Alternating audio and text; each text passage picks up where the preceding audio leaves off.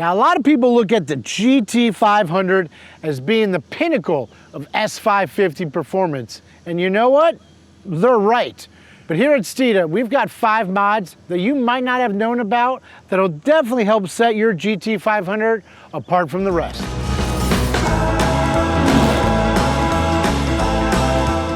So this car got dropped off to us last week, and it instantly had the shop in awe. I've never seen this color before in person.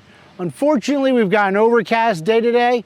Maybe we'll get some B-roll tomorrow, but the paint absolutely pops. Drop dead gorgeous. He did a really good job with it, and he wanted to take this car to the next level. Showed up on an awesome aluminum trailer with some of those different racetrack stickers on it. So you know he likes to go out there and use this GT500 for what it was designed to do, which is hit the road course. But he wanted to take it to another level. That's where Steeda comes in play.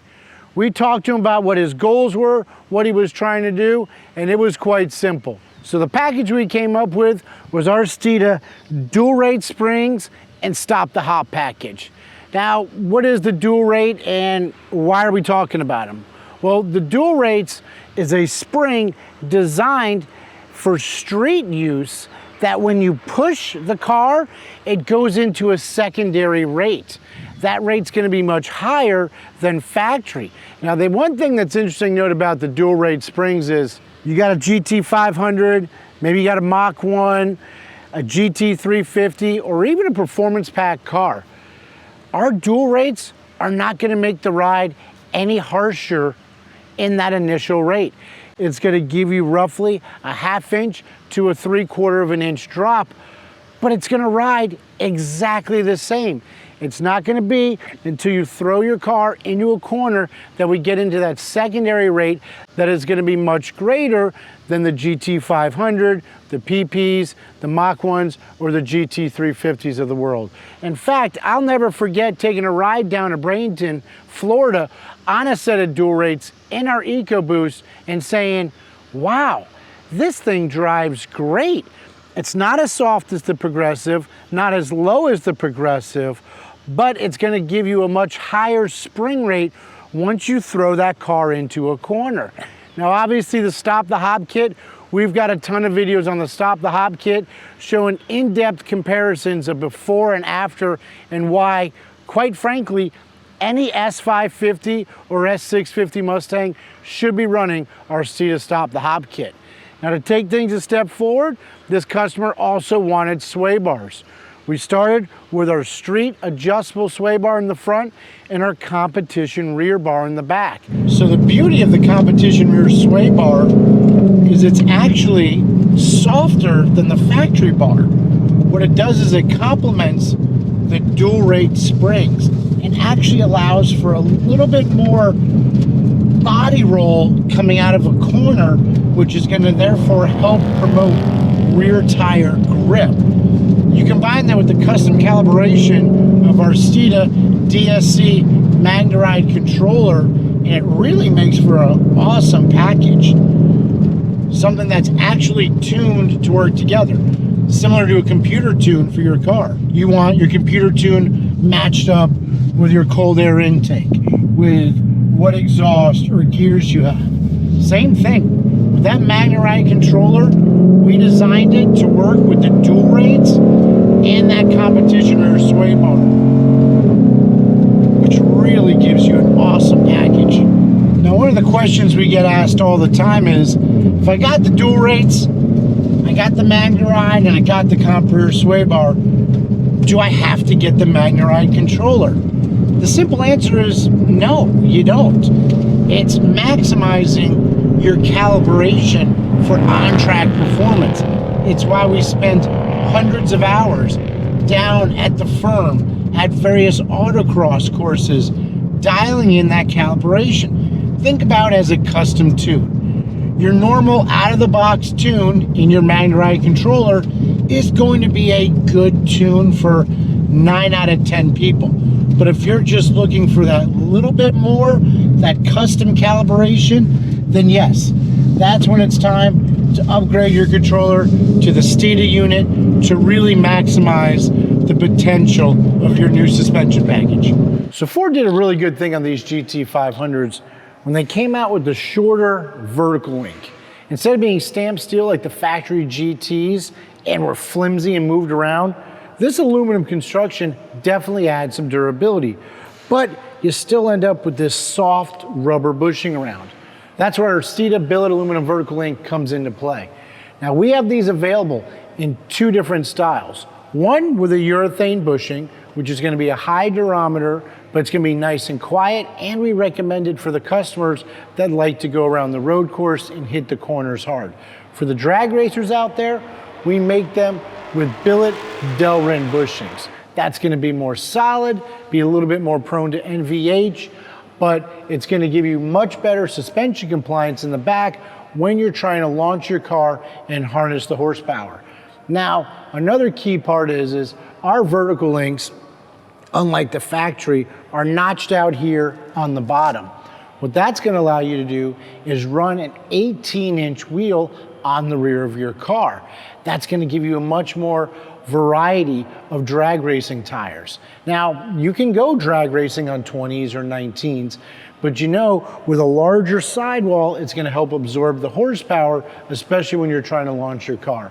But these are really nice products. Like I said, Billet 6061 construction allows you to run a variety of rear tire and wheel sizes, and made right here in the USA. So underneath the hood, the customer chose to basically leave everything untouched. Now, you could go to a different blower pulley and spin the blower faster and make more boost. The problem is, with the type of driving that he does on the road course, that's going to lead to a lot of heat soak. Anytime you're spinning the blower faster, making more power, you're generating more heat, the less laps you're going to get out of it. It's part of the design. So what he was basically looking for was more chassis rigidity. Now, the factory does a really good job with the factory strut tower brace. It's tying both strut tower braces together. That's going to minimize strut tower deflection, especially when you're driving this thing very hard in turns. Now, underneath, we have a couple solutions. For the GT500 guys, we like to suggest our 2-point g-trac brace. Now, what that's going to do is you've got two rear legs on your K-member, and it is flexing when you throw this thing into the corners hard. In fact, the g-trac brace was one of the first parts that Dario developed back in the late 1980s. And what that did was the same thing on the Fox body. It tied together the rear of the K-member. And we made those through the 1980s, into the 1990s, into the 2000s, until Ford decided in 2005 with the S197 Mustang that it too was going to include a factory g-trac brace. Fast forward, well, we've got two different g-trac braces to offer. A 2-point g-trac brace that's going to fit the GT500s perfectly, and if you're looking for something with a little bit more rigidity, our extreme g-trac brace, the 4-point design. Now, with the belly pans under the GT500, it's not something we recommend.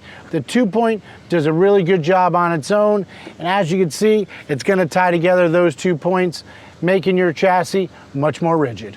So we're going to go on this little back road here, which is not smooth, and we're going to kind of show you why the bump steer kit is so important. But when you go over uneven surfaces, it really is going to minimize the amount your steering wheel moves, which is super important, especially if you're out there tracking the car. You don't want your steering wheel bouncing around on you and doing all sorts of things like that. So, I mean, it's amazing how it's going over these bumps and the car's still tracking really good. So let's get underneath the car and show you a little bit more about what bump steer means and how it's something you should get if you've lowered your Mustang. This is what we're talking about right here. Anytime you lower your vehicle, you're changing your front end suspension geometry, right? You're physically lowering the vehicle. The problem is your lower control arm here and your tie rod that controls your steering, they're not parallel anymore. So what happens is when you go over a bump, because they're at different planes and they go over a bump, it's gonna create a bump steer situation. So Steeda's kit, when we introduced this, it was back in the early 2000s. We were the first company to come out with a tapered stud that fits your spindle properly. Other companies were just giving you a grade A bolt. You had to drill it out. Well, there's a reason the factory uses a taper lock. Now, we make these in-house out of 4140 chromoly steel. They go out, they get heat treated, then they get black zinc plated. The rod ends, they're high quality, Teflon lined. So super quiet, smooth operation. You have a dual threaded double adjuster here, which allows you to adjust on the car. But the beauty of it is we give you plenty of spacers to get these two arms parallel. That's going to reduce bump steer. Highest quality kit on the market. Like I said, we were the first ones to go over the top with the way we designed it.